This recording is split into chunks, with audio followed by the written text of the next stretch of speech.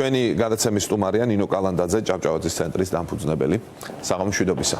საღამომშვიდობის. დიდი მადლობა გადაცემაში მონაწილეობისთვის. დავიწყოთ გუშინდელი, წუხანდელი შეხვედრით, ჩვენი დროით წუხანდელი შეხვედრით. პროგრესზე არის მუდმივად საუბარი. ჩვენც ვახსენეთ, რომ ახლა 90% შეთანხმებულია, 95% შეთანხმებულია, მაგრამ ეს კომპრომისი ვერა და ვერ შედგა. თქვენი აზრით, რა იყო გუშინდელი შეხვედრის შედეგი? ან საერთოდ ქონდა თუ არა გუშინდელ შეხვედრას რაიმე შედეგი, რა ამოიკითხეთ პრეზიდენტების განცხადებებში? საღამომშვიდობის ვახომი ვესალმები თქვენს მაყურებელს. პროგრესზე არის საუბარი, იმიტომ რომ ყველას უნდა რომ პროგრესი დაინახოს. იმიტომ რომ ყველა ვხვდებით მომდევნო ახალ წელს, ყველა ვხვდებით ამ ახალ წელს მიმდინარე ომის პირობებში და ყველა მხარე, მათ შორის დაინტერესებული მხარეები საქართველოში თუ საქართველოს გარეთ, მაგრამ უშუალოდ უკრაინაში და ის მხარეები, რომლებიც ჩართული არიან მოლაპარაკებებში, ცდილობენ რომ პროგრესად შეაფასონ ის მინიმალურიც, რომელიც კი რაღაც თვალსაზრისით მიღწევადია. მაგრამ კითხვებს ბადებს ის, რა არის რეალისტურად მიღწევადი. და აქ თუ გულწრფელები ვართ, ისევ და ისევ ვუბრუნდებით იმ საწყის პოზიციებს, რომ თავად პოზიციების დაახლოვება კიევსა და მოსკოვს შორის ვერ ხერხდება. ანუ მოლაპარაკებების ეტაპზე გადასვლისას პროგრესზე საუბარი შესაძლებელია იყოს მაშინ, თუ მხარეები მაგალითად შეთანხმდნენ, რომ ორივეს ინტერესშია ცეცხლის შეწყვეტა. ან ორივეს ინტერესშია ომის შეჩერება ამ ეტაპზე. ან ორივეს ინტერესშია მოლაპარაკებების დაწყება.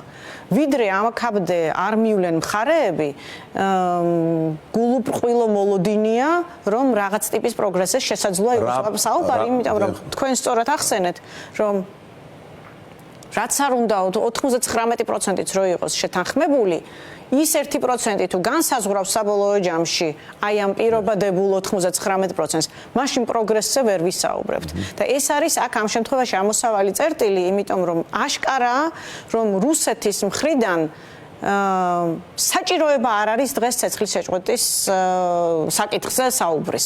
მასზე საკმარისი ზეწოლა არ და ვერ ხორციელდება იმისთვის, რომ ის იძულებული გახდეს, რომ ცეცხლის შეწყვეტა მიიღოს როგორც სავალდებულო პირობა.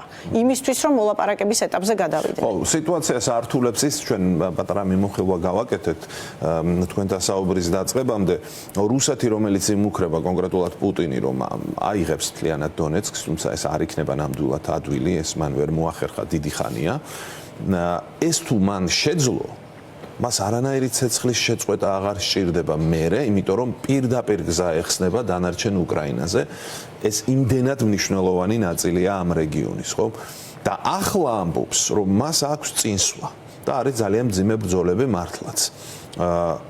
ასეთ შემთხვევაში საერთოდ როგორ უნდა მოჩანდეს პერსპექტივა, რომ პუტინი უბრალოდ ახლა ადგება და შეწყვეტს ამ ომს, ან კიევი ადგება და გამოიყვანს იქიდან თავის შეიარაღებულ ძალებს, სადაც უამრავი ადამიანი შეეწირა აი ამ რეგიონის დაცვას. რის იმედად შეიძლება იყოს ახლა ტრამპი, რომ აქ რაიმე გარღვევა ექნება ამ მოლაპარაკებებში? თუ ტრამპის პერსპექტივიდან ვუყურებთ, მას ახლა როგორ ამხელა როლიც და მნიშვნელობაც არ უნდა მივანიჭოთ, იმიტომ რომ არის დიდი და ძლიერი სახელმწიფოს მეთაური, მას რეალისტურად მოცემულ მომენტში არაფრის იმედი არ შეიძლება ქონდეს, იმიტომ რომ იმ გზით, რა გზითაც ამ წუთას ამერიკის ადმინისტრაცია მონაწილეობს ამ პროცესში, მას შედეგზე გავლენა ვერ ექნება. მარტივი მიზეზის გამო, იმიტომ რომ თუ კიდევ ერთხელ ვამბობ, თუ არ ძლიერდება ზეწოლა რუსეთზე, ან დისპროპორციულად დიდი მხარდაჭერა არ ეძლევა უკრაინულ მხარეს იმისთვის, რომ მათ უბრალოდ აჯობონ ფრონტზე პუტინს მოცემულ მომენტში, ან უახლოეს თვეებში, მაშინ ტრამპის ხელში არ არის პროგრესი, იმიტომ რომ ის პირობები, რომელიც წამოყენებულია ზელენსკის მხარესაც ვერ განხორციელდება, ზელენსკი ვერ მიიღებს გადაწყვეტილებას, მას არ აქვს მანდატი მიიღოს გადაწყვეტილება ტერიტორიების დათმობაზე.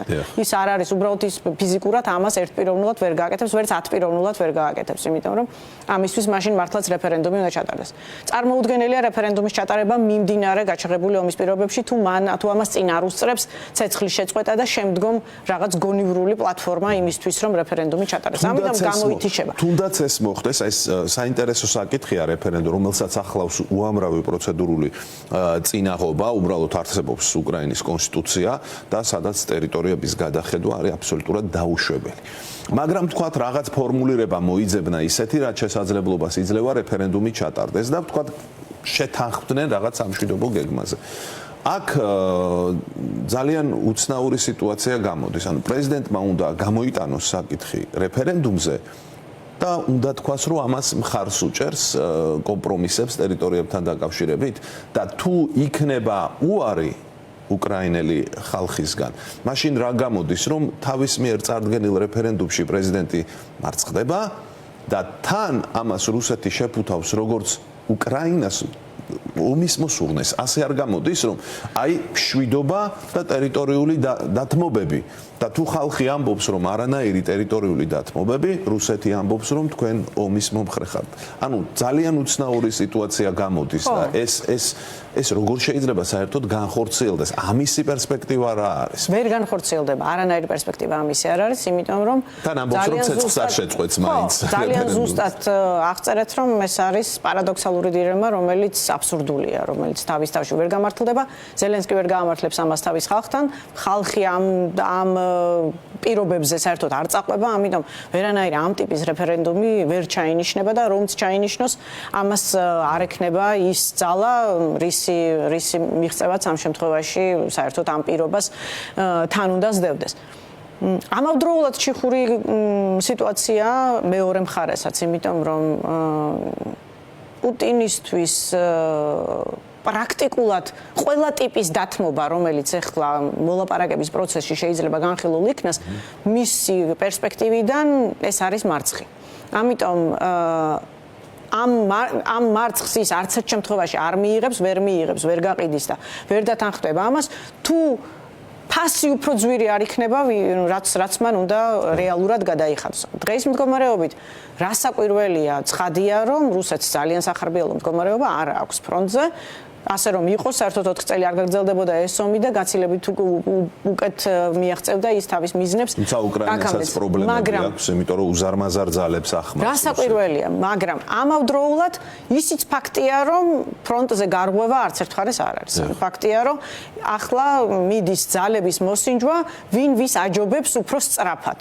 ვიდრე, თქვათ, საერთაშორისო თანამეგობრობა უფრო სწრაფად მოახდენს კონსოლიდაციას.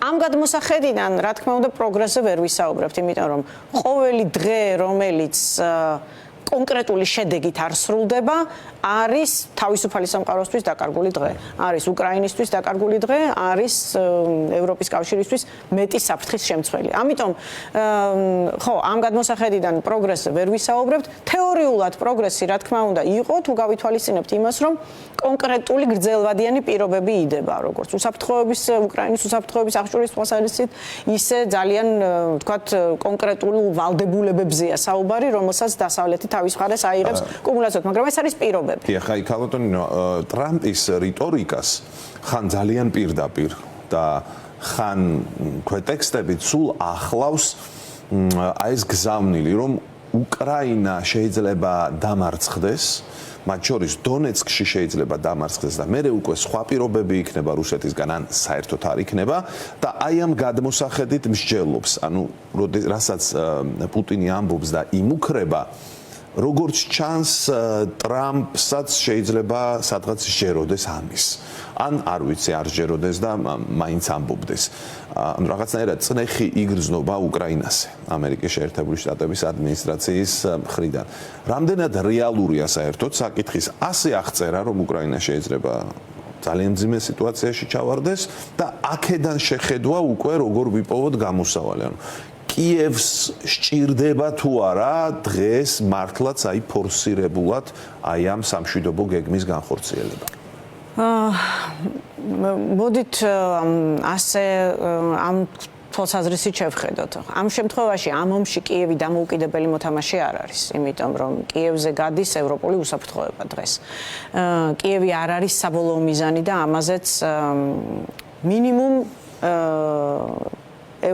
ევროპის კონტინენტზე ძირითადი მოთამაშეები შეთანხმებული არიან იმაზე, რომ იმ შემთხვევაში თუ კიევი დამარცხდება, ეს განსაკუთრებულად აამაღლებს რისკებს და საფრთხეებს დასავლური დედაქალაქებისთვის. ამიტომ აქ თქვათ განყენებულად კიევს იმდენად ვერ განვიხილავთ, რამდენადაც ევროპას ამ შემთხვევაში იმის ფუფუნება არ აქვს, რომ კიევი ფორსირებულად შევიდეს ნებისმიერი ტიპის მოლაპარაკებაში იმისთვის, რომ ომი შეწყდეს, იმიტომ რომ ომის შეწყვეტა ამ შემთხვევაში რუსული პირობებით არის რუსეთის თამაში, რომელიც არის გაცილებით უფრო შორს მიმავალი, ვიდრე ეს არის მხოლოდ კიევში.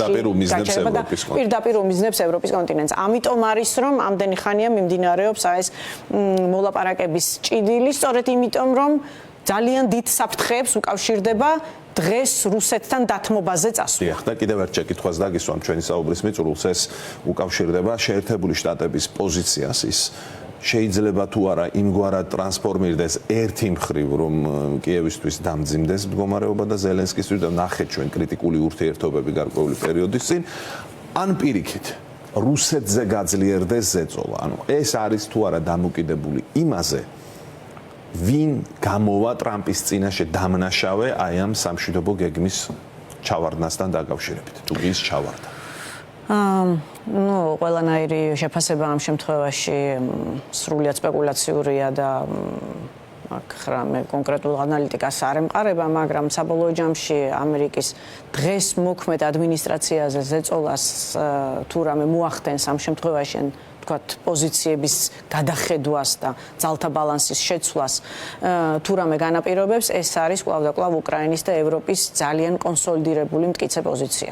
იმიტომ რომ ეს არის ის, რასაც მე ვიმედოვნებ და მაღალი ალბათობით ასეც იქნება, რასაც ვაშინგტონი მათ შორის იმის გათვალისწინებით, რომ შესაძლოა გულწრფელად ჯეროდეს, რასაც პუტინი ამბობს მის პოზიციებს იზიარებდეს, მაინც წინ ვერ აღუდგება, იმიტომ რომ საბოლოო ჯამში ამ ძალამ უნდა გადაწონოს და ეს საერთო კოალიცია ამ შემთხვევაში საკმაოდ ძლიერია, მათ შორის იმის გათვალისწინებით, რომ ბევრია ძალიან დასაკარგი. დრო აღარ რჩება, მაგრამ როგორ გესმით ნატოს მსგავსი 5-პუნქტიანი მეხუთე პუნქტი, ნატოს წესდების მსგავსი მეხუთე პუნქტი. რა არის ეს და რუსეთისთვის თუ კი მსგავსი იქნება ნიშნულობა არ აქვს ეს ნატო იქნება თუ მისი მსგავსი, ანუ ასეთ შემთხვევაში რას ნიშნავს?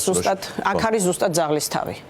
მეხუთე პუნქტის მსგავსი შესაძლოა იყოს ძალიან კარგი და უფრო ეფექტურიც. თუ ეს მართლაც მსგავსი იქნება და თუ ეს იმ მიზანს მოემსახურება, რომ უკრაინა და ევროპა სამომავლოდ გარანტირებულად დაცული იყვნენ ახალი აგრესიისგან.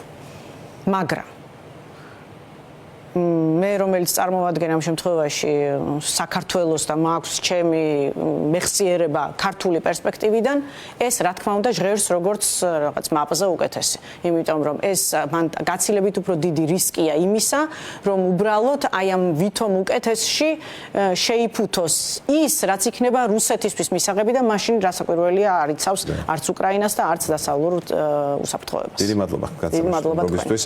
ნინო კალანდაძე, ჭავჭავაძის ცენტრის დამფუძნებელი იყო ჩვენი სტუმარი.